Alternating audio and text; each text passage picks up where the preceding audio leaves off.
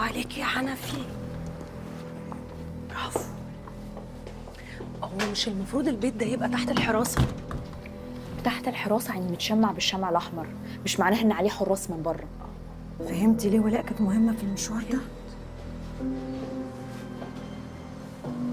لو كان أي حد من 6 شهور قال لي إن أنا هبقى في الموقف ده النهاردة كنت هقول عليه مجنون. 1 2 3، امسكي امسكي نوري لي.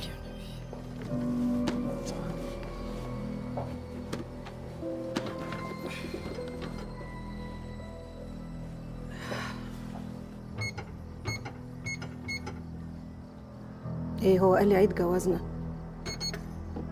يا بنت الايه، كنت هعمل ايه من غيرك؟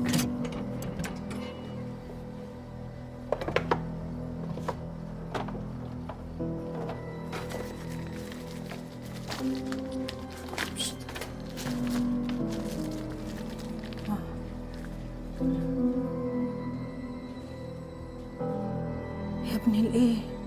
ايه في ايه؟ العقد باسمي.